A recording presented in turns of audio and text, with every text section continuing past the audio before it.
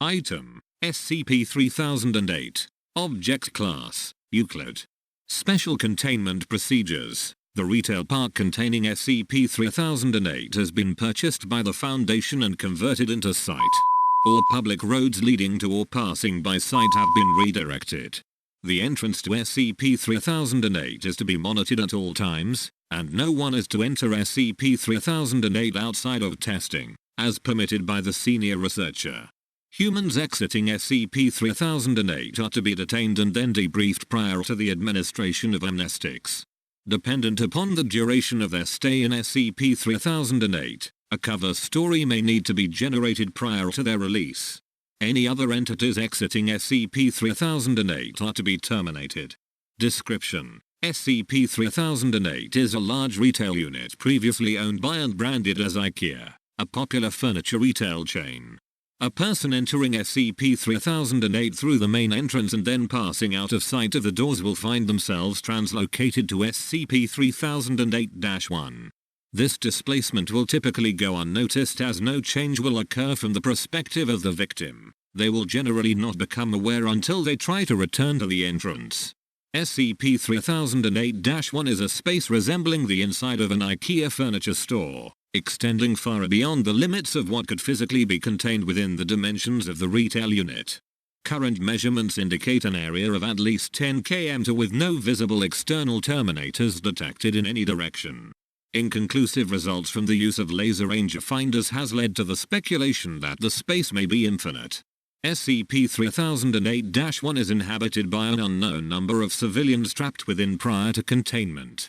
Gathered data suggests they have formed a rudimentary civilization within SCP-3008-1, including the construction of settlements and fortifications for the purpose of defending against SCP-3008-2. SCP-3008-2 are humanoid entities that exist within SCP-3008-1.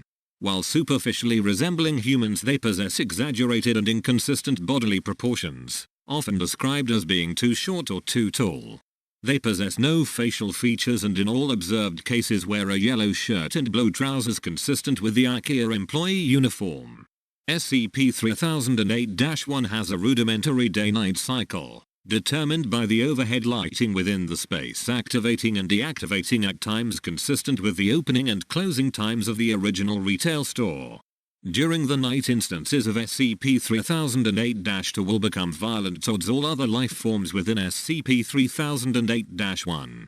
During these bouts of violence, they have been heard to vocalize phrases in English that are typically variations of "the store is now closed. Please exit the building." Once day begins, SCP-3008-2 instances immediately become passive and begin moving throughout SCP-3008-1 seemingly at random.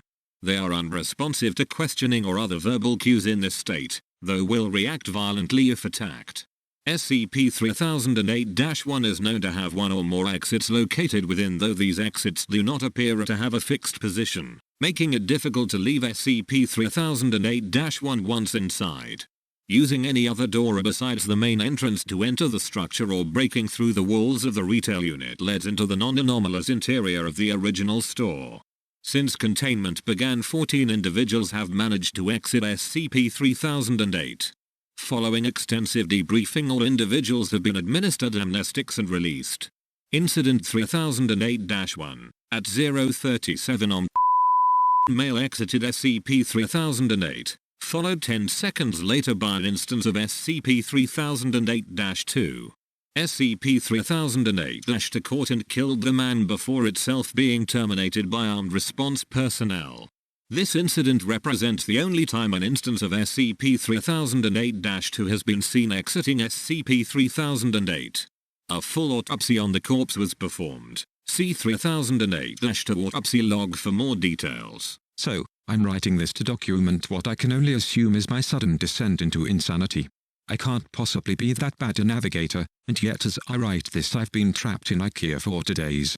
I haven't seen another person in the entire time I've been here. I thought it was a prank at first. Turn the place into a maze, get all the people out and see how long it takes me to get lost, then everyone has a good old laugh. Realized that wasn't the case when I tried to backtrack. Everything had changed. so I ended up lost. Instead of the exit, it was just row after row of bookcases. So, I'm trapped in IKEA. Sounds like the setup for a bad joke. The lights went out at 10 p.m. Nearly gave me a fucking heart attack, that loud electrical thunk sound and then pitch blackness. Place is full of beds though, and my phone has a torch on it, but no damn signal, so I found a bed and went to sleep. Spent most of the next day trying to find my way out with no luck. Did find a restaurant serving those meatballs though, so at least I won't starve. That's probably the punchline to that joke. Anyway, they were still warm and fresh, but I haven't seen anyone around who could have cooked them. Made my way back to the beds before the lights cut out again since it's too dark to search with them off. It's 9:10 a.m. now, the lights came back on a little while ago.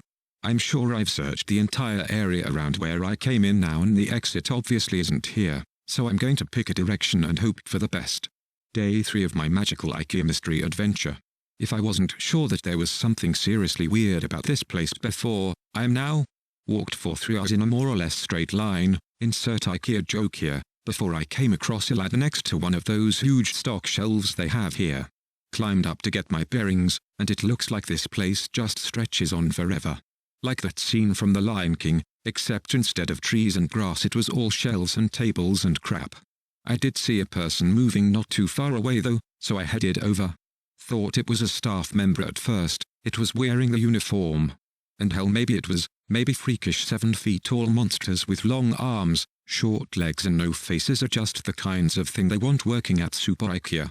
Damn thing completely ignored me though, and with no eyes or ears I can't even be sure it knew I was there. Thought about shoving it or something to get its attention, but its hands were big enough to crush a watermelon, so I decided against it. It just kept moving along and eventually I lost sight of it, so I decided to carry on the way I was going. Anyway, no comfy bed for me tonight. Looks like I've entered the improbably hard and pointy table section of the store. Guess I'll have to make do with some bunched up tablecloths. Phone battery died during the day too. Didn't work anyway, but I feel like I've just lost some vital lifeline.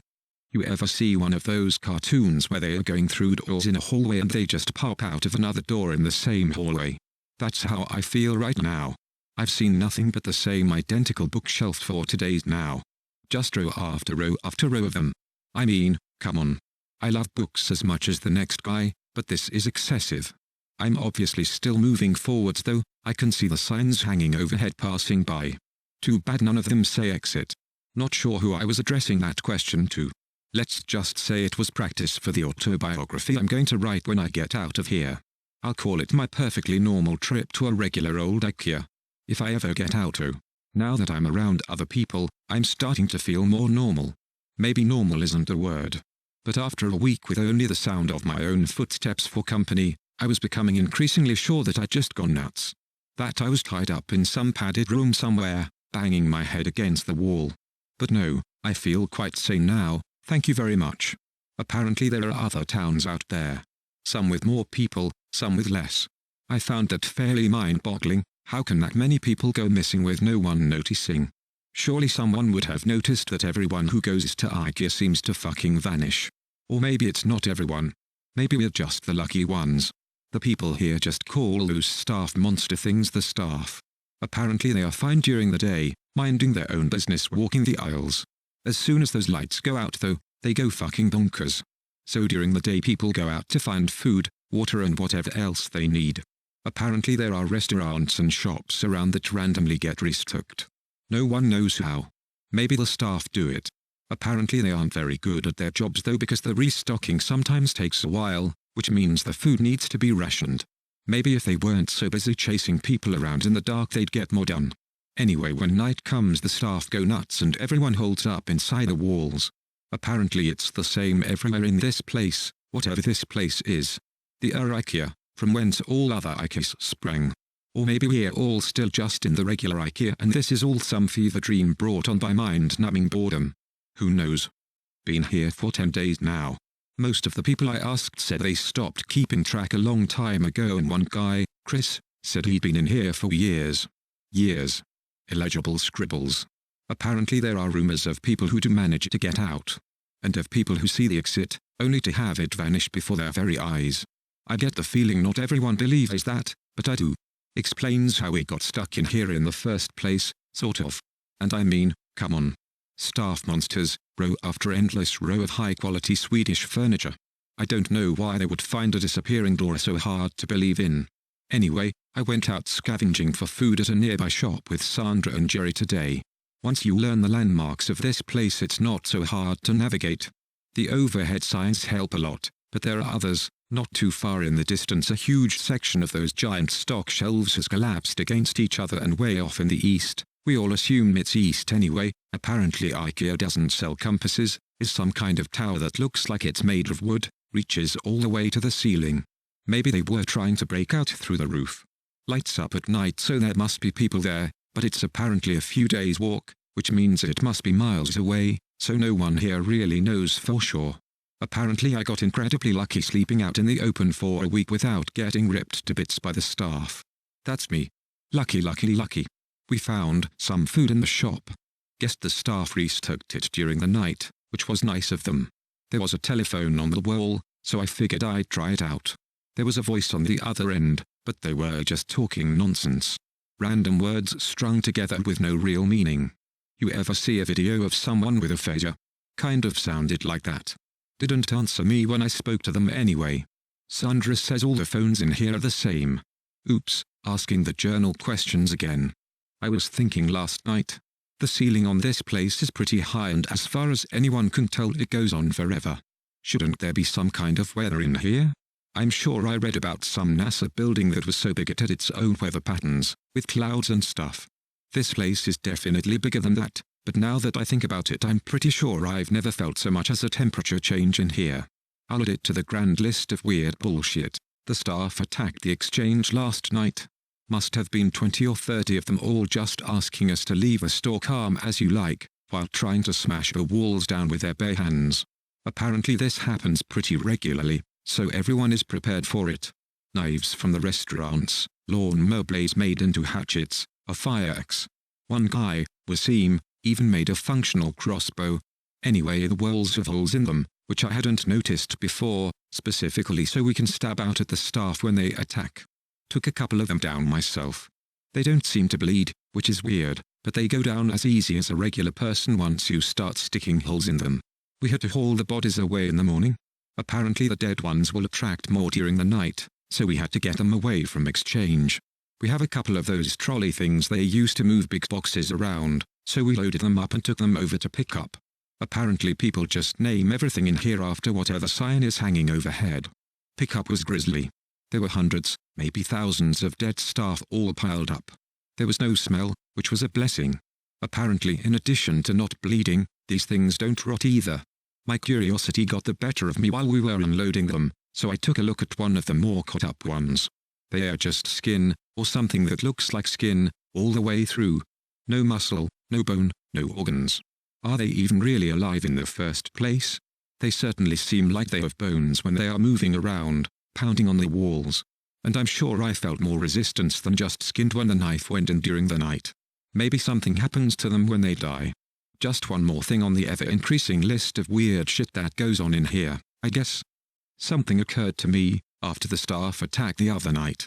Every time you see a situation like this on TV or in a film, like it's the end of the world or everyone is trapped on an island or whatever, once groups like ours start to form, people always seem to turn on each other, fighting for food or dominance or whatever else. That hasn't happened here.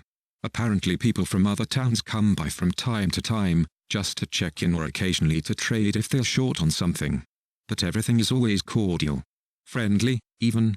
Maybe it's the threat of the staff, or perhaps the constant restocking of supplies in the shops means there's nothing much to fight over.